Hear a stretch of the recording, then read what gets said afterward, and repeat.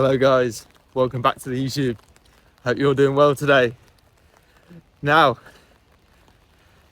very different today, not in my living room, but I am outside because I do go outside. I do get my steps in, and as you can see, the weather is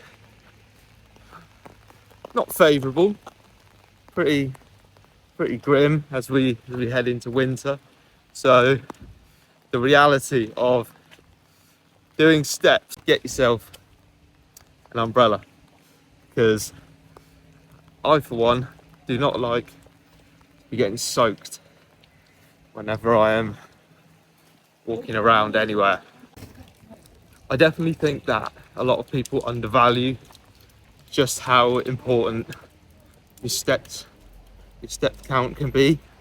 So even if we're not talking about fat loss, from improving digestion to actually improving your just mental energy, I definitely find that I think clearer when I'm up on my feet and moving around, rather than just when I'm sat down.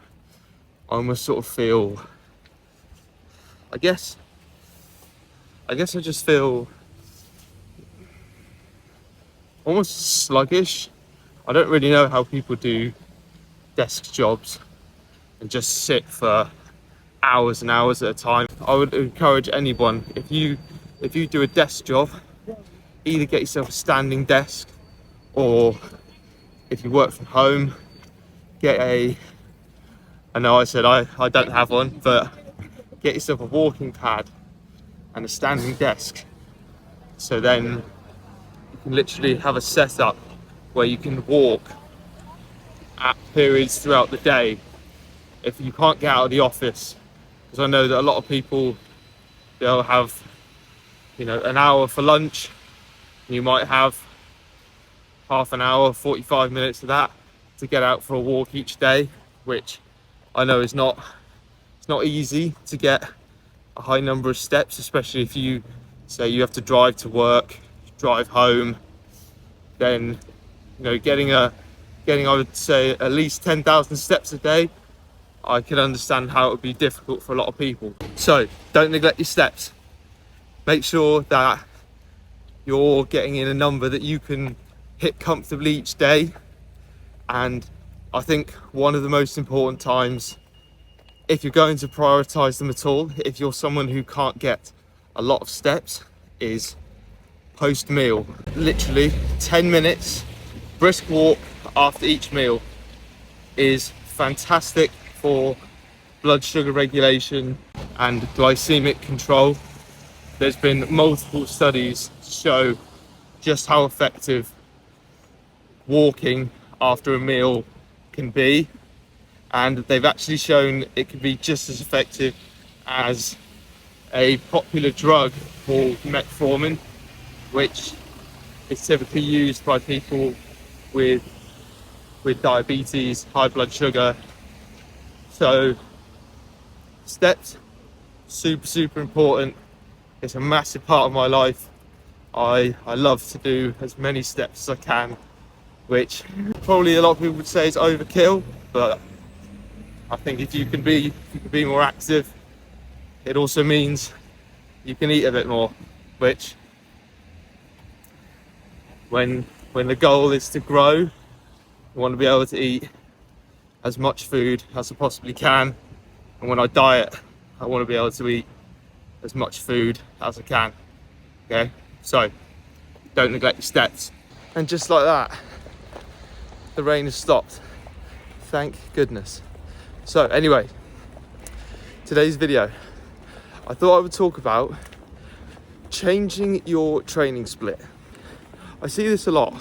I see this a lot with competitors. They go through a diet and they get to the end of their prep, and then the first thing they do afterwards is say, I see them coming out with a post or a video, here's my new training split for the off season. And I understand it from the perspective of if you are super advanced and you've got a very, very specific need, so you've got to the point where you've got a muscle group, there's only a couple of muscle groups that you really need to work on, or you've got one, because you get to a certain point where everything is well developed, and getting that last little 1% requires a lot of specific focus. So if you come out of your show prep and the judges give you very specific feedback on what it is that you needed to improve on, and it was only maybe 1 or 2 muscle groups, then it would make sense to obviously tailor your split accordingly.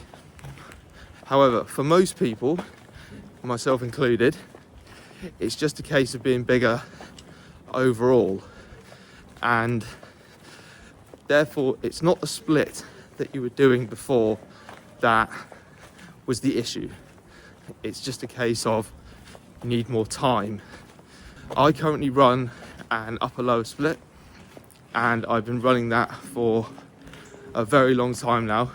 That's the other thing I wanted to say, is that people, even when you're not dieting, you should not be changing your training split often at all.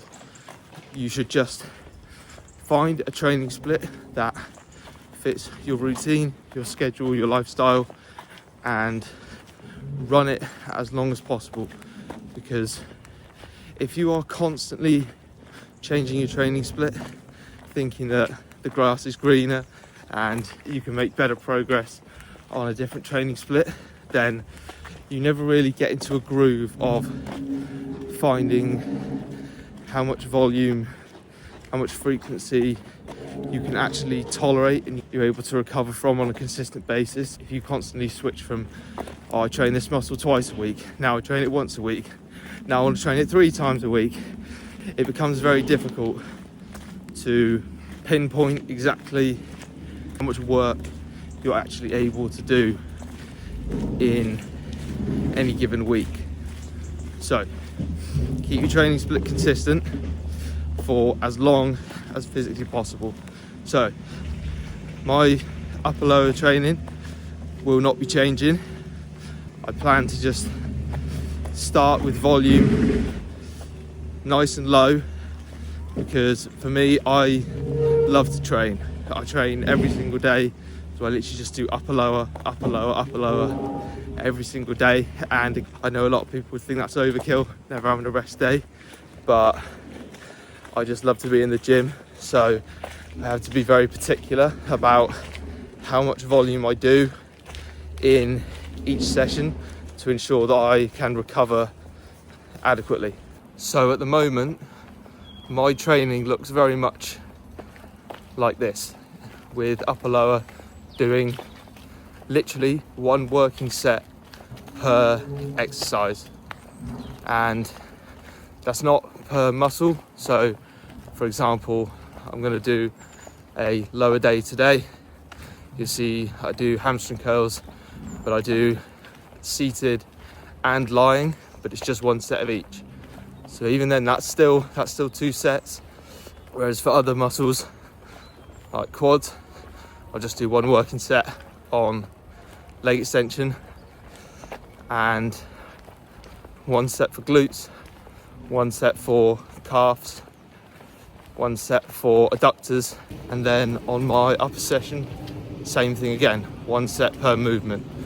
And if you watched my first video, you will have seen my upper session, and you will have seen how I structure it and what I do, but it's just 1 set for each, and you just have to monitor recovery and strength progression, rep progressions, and if over time and as my food will increase, if I'm able to progress consistently, then I may add volume, but it would be very, very minimal, because as I say, with the high frequency that I train at, it would be very, very easy for me to add way too much.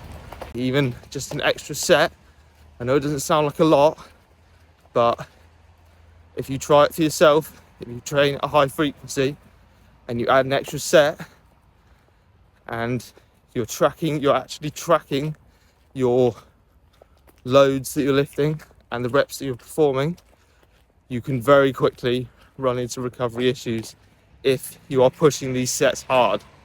So you have to be smart with your volume, okay? Always start with the minimum. If you are progressing, that is a good thing. A lot of people think that you can progress faster by doing more, and that is true, but to a point. So if you are progressing, see that as a very good thing, because there are a lot of people out there who are just spinning their wheels, lifting the same weights for the same reps, week after week, month after month, and your physique will not change. And I've fallen into that trap in the past of just thinking more is better, and it really isn't, okay? But anyway, enough rambling. It's time to get in, get after it. Got legs today. Let's go.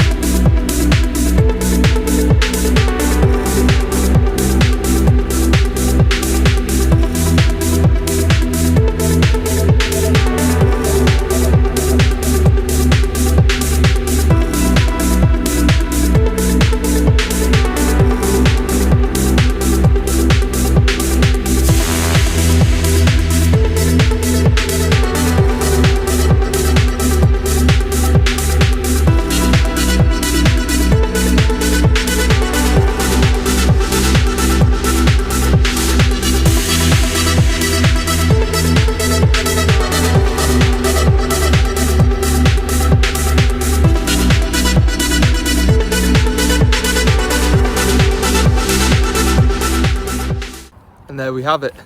That is today's lower session all wrapped up. Very, very happy with that. Right now, the goal with training, I'm just trying to set some baseline numbers. I'm not trying to go crazy. It's only been a few days since my last show, so just take it nice and steady, because something you notice after a long diet, eating at maintenance, the difference in energy is massive. You feel just so much stronger and you want to do more. But I know that if I try and push it too hard out of the gate, then I'm going to run into issues, because I've got a long time in this off season to make plenty of progress. So there is no rush to do more than I need to. Anyway, now it's time to get home and get the post-workout meal in. Right then, back home. And before the post-workout meal, magnesium. When you train, you are creating a level of stress. Taking magnesium after you train and before you eat is fantastic. Calming down the nervous system, getting your body into what's called a parasympathetic state, or the rest and digest system. You're in a much better position to absorb and utilize your food. If you eat in a stressed out state, then the food is not going to be as beneficial. Trust me. These are 250 milligrams of magnesium. I take one with each of my 4 meals per day. So that's 1,000 milligrams of magnesium. I also take other supplements with more magnesium. I think it's one of the most underutilized by so many people. It's such a simple supplement. The RDAs are around 300 for women and 400 for men. But if you are training hard, if you're heavily stressed, either through your training, through your work, then you're going to need more magnesium. It helps with everything. Helps with recovery, helps with sleep. There are so many functions that magnesium performs. So if you are not getting enough magnesium, then definitely start taking it. If you want to pick up just the best, simplest magnesium that you can get, trained by JP, code TIM10. And there we have it, post-workout meal. Clear isolate. This is incredible. If you have any, and I mean absolutely any sensitivity towards whey protein, you will not have a single issue with this whatsoever. I don't have lactose intolerance, even I notice the difference. If you haven't tried this before, definitely give it a go. Really nice. The flavors are all incredible. This peach, fantastic. Then we got cream rice, blueberries, different types of beans. So I think I've got kidney beans, cannellini beans. Hunger is very high at the moment, so anything I can do to increase fibre and keep myself feeling full is a given at this point. And gherkins. This is my choice of fermented food. Sometimes I've done kimchi and sauerkraut before, but I just always come back to a good old gherkin. There's nothing that quite does it for me. And I know a lot of you will think this is weird, but yes, put it in the Ninja Creamy. Let's have it. And of course, straight after, get your steps in. Most important time, just as I was saying earlier.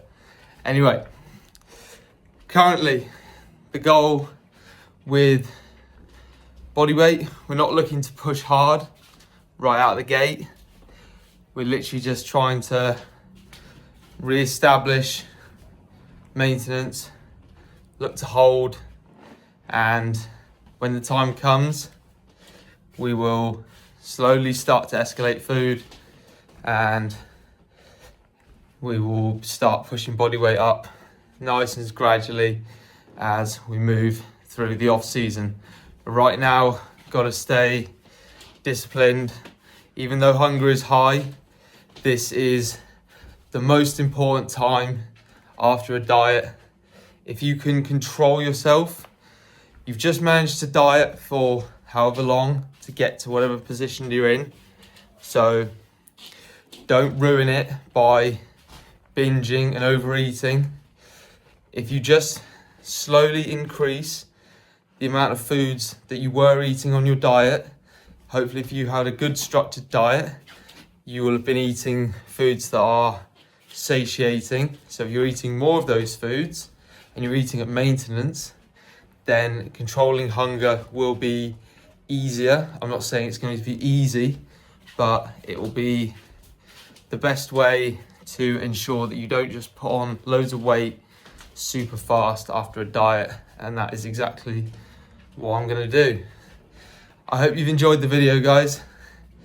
Please leave a like, comment below anything you want to see, subscribe to the channel if you're new, and I will see you in the next video. Take care, guys.